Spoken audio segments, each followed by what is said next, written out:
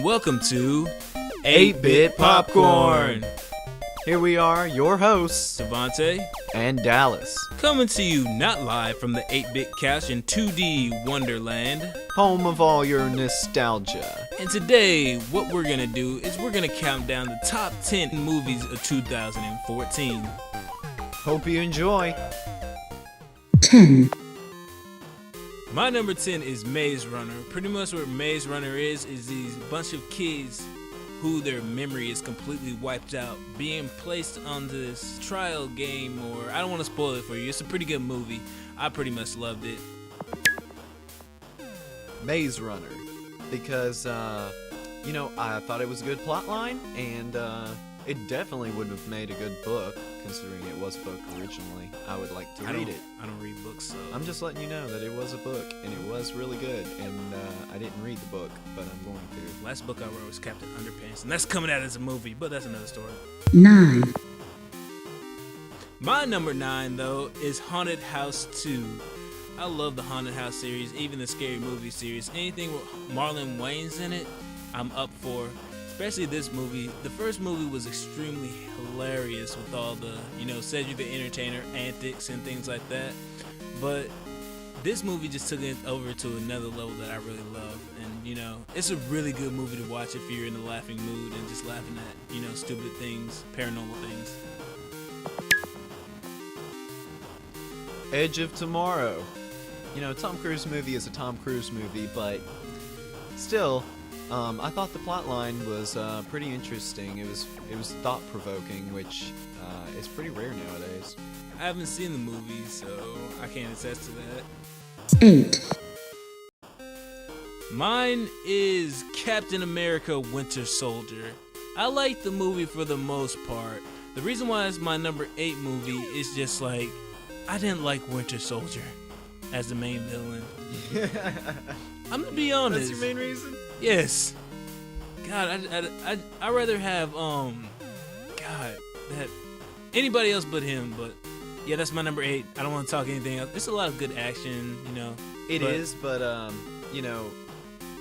it was down to earth though. Like it wasn't superhero. It didn't feel like superhero versus superhero. It felt like friend versus friend, which made it more natural. I just wish there was more Scarlett Johansson. Adult World.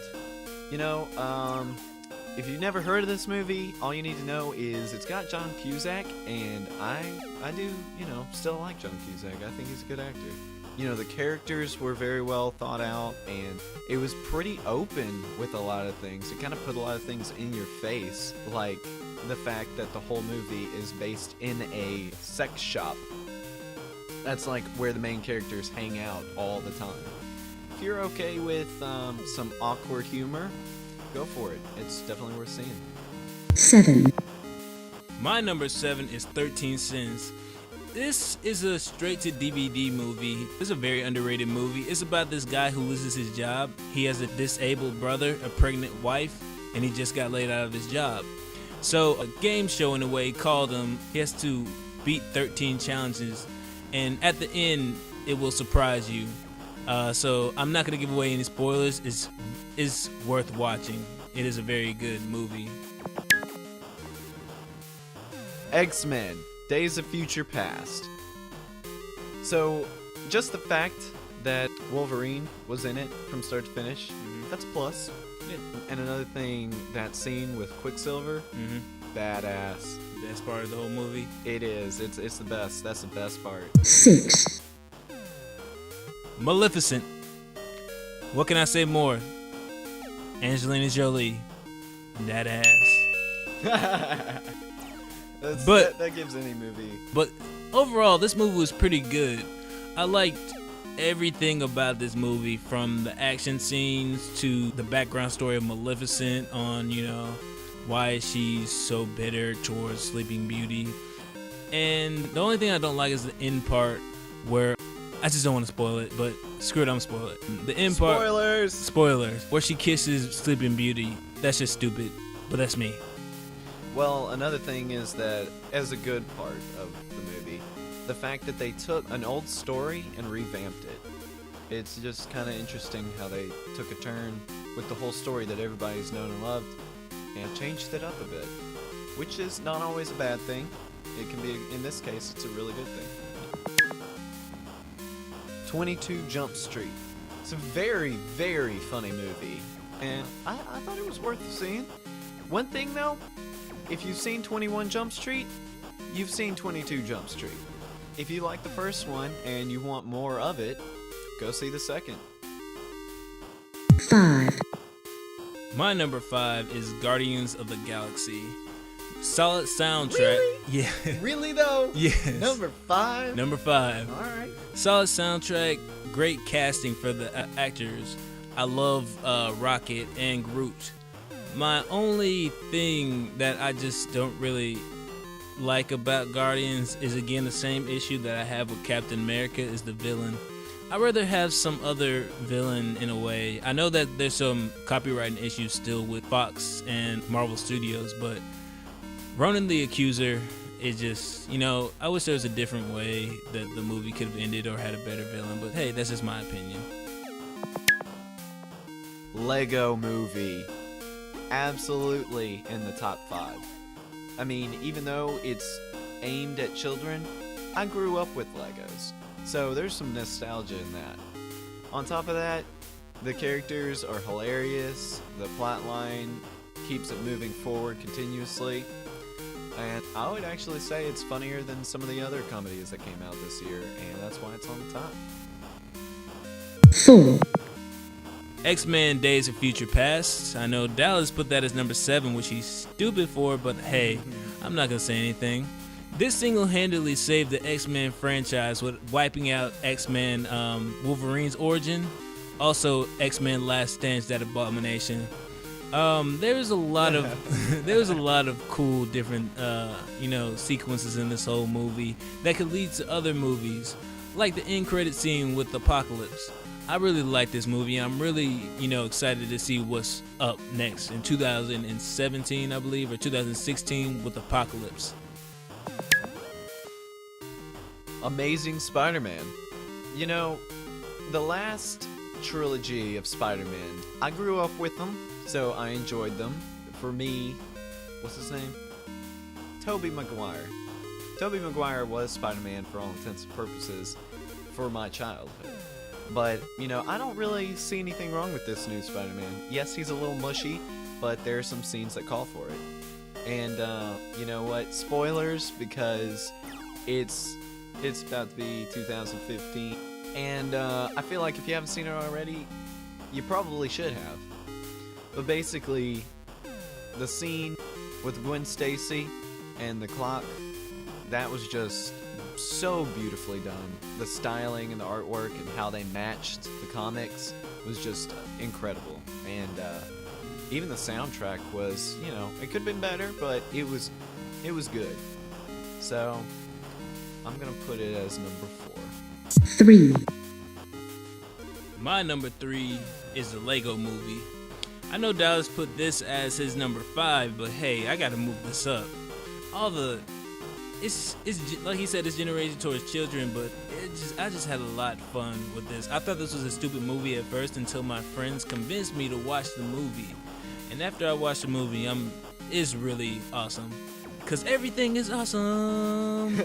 Everything's cool when you're in a dream. Everything is awesome. Transcendence. Yes, it's definitely a sci-fi movie, but if you think about all of the advancements in technology and where we're going with it, it's very interesting to see how they interpret the future of AIs. We're moving to a point where AIs are probably going to be everywhere pretty soon. And we actually already have one on the internet.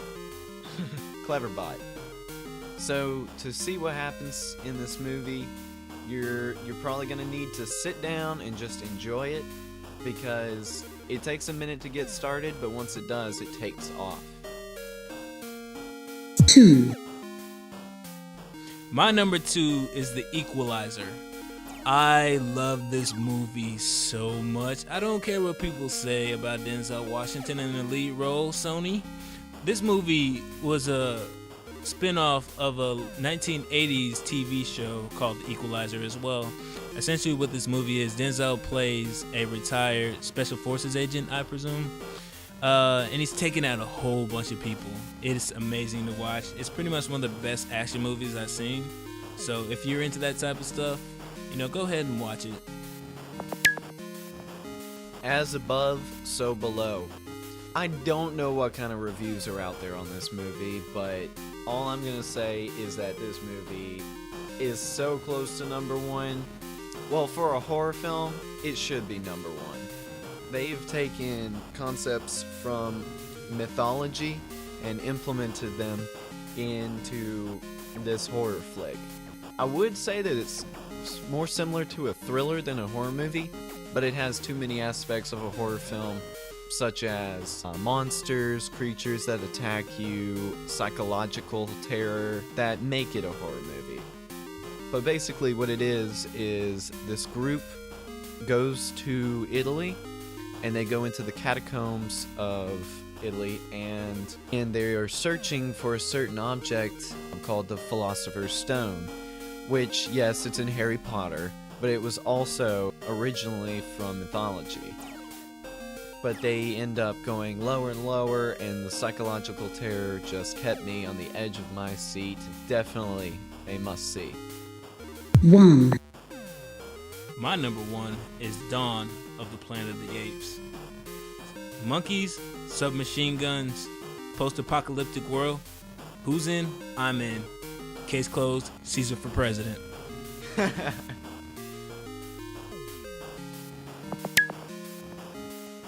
Well, Devante, I'm sorry to bust your bubble, but Guardians of the Galaxy is definitely number one. I was in the theater at least 6 times to see that movie. I got a huge kick out of it. And, of course, everybody's favorite character is Rocket. But I just thought that the movie flowed well. It had a good sense of humor, which really changed the game for Marvel, in my opinion. I also did actually like the end, and how they defeated Ronan the Accuser. And just adding the bitch in at the very end, that just made it. That made it top notch in my book. But yeah, I can't wait for the sequel, and I will definitely be there the day it's released. 0.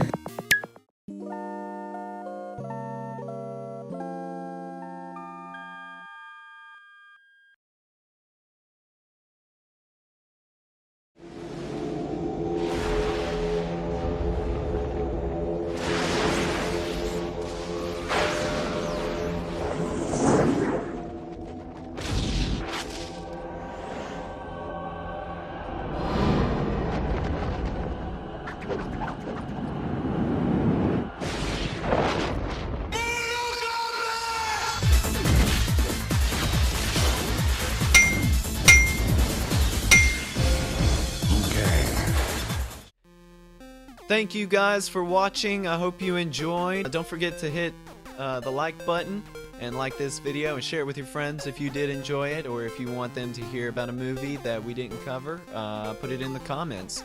Also, follow us on Instagram, Facebook if you would like, and to get in contact with us, just look in the description below and we'll have our information in case you want to send us any questions. Thanks again for watching.